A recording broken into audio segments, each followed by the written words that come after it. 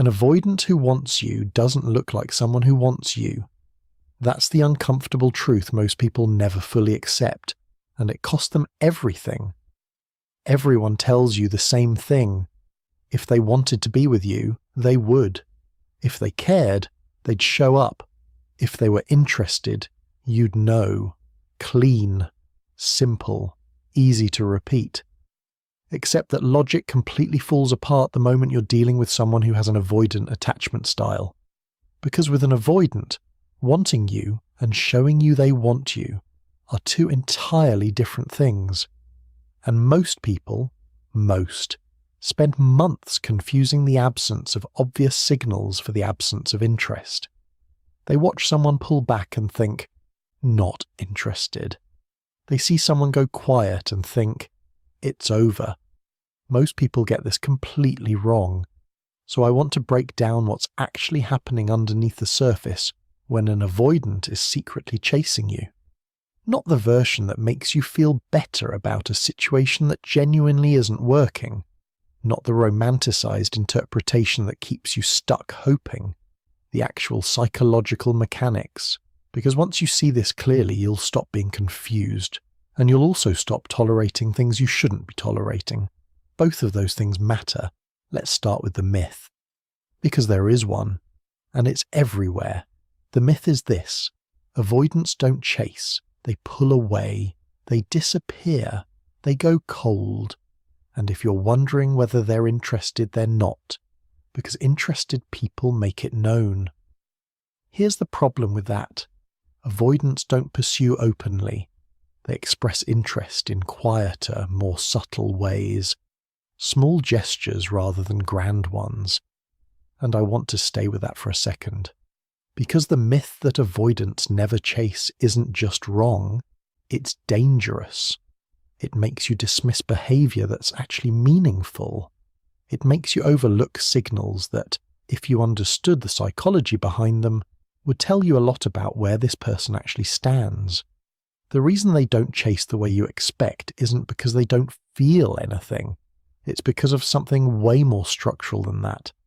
Dismissive avoidants idealize their independence and maintain emotional distance through what are called deactivating strategies.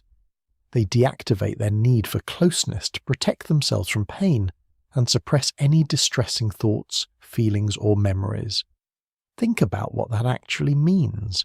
They want closeness. They feel the pull. But their nervous system intercepts that pull and turns it down before it ever reaches the surface. That impulse gets shut down before it ever becomes a gesture. So you're not dealing with someone who feels nothing. You're dealing with someone whose internal system is working against their own desires, and that changes how you read everything. Here's an example. You've been spending time with someone. Things feel easy, natural, genuinely good. And then one day, nothing. They go quiet. They seem distant. They stop initiating the way they were. And your brain, operating on perfectly logical relationship principles, concludes, okay, they're pulling away, not as interested anymore. Maybe I did something wrong. But here's what's actually happening. And this is the part most people skip over entirely.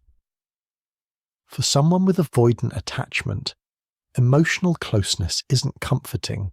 It's a potential threat. When a relationship deepens, their internal alarm system triggers.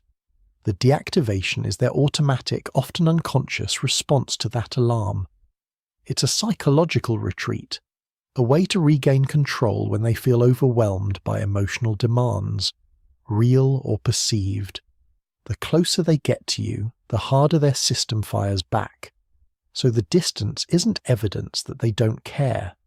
Sometimes, and this is the part that genuinely breaks people's brains, the distance is evidence that they do.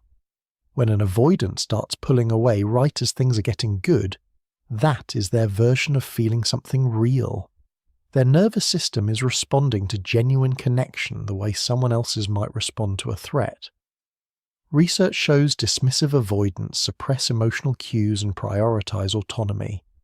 They may genuinely believe they're low emotion, when in reality they've just learned not to rely on emotional connection. They're not performing detachment. In many cases, they've convinced themselves they actually feel it. They believe their own story about not needing you. And that's what makes this so hard to navigate from the outside. So what does it actually look like when an avoidant is secretly chasing you? Let me be specific, because vague answers don't help anyone.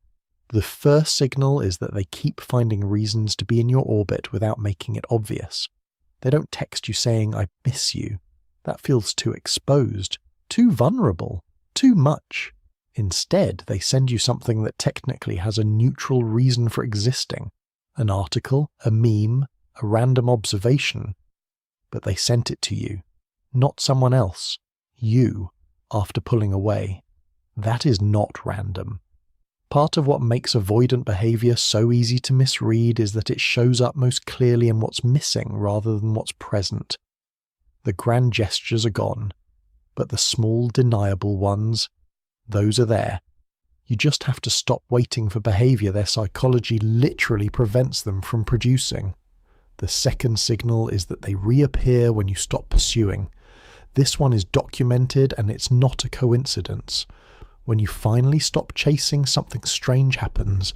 The space they asked for stops feeling good.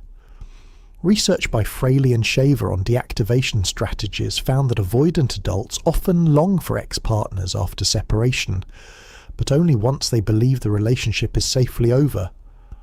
Distance makes them miss what intimacy once threatened. Sit with that for a second. They only let themselves feel the loss once the threat of closeness is gone.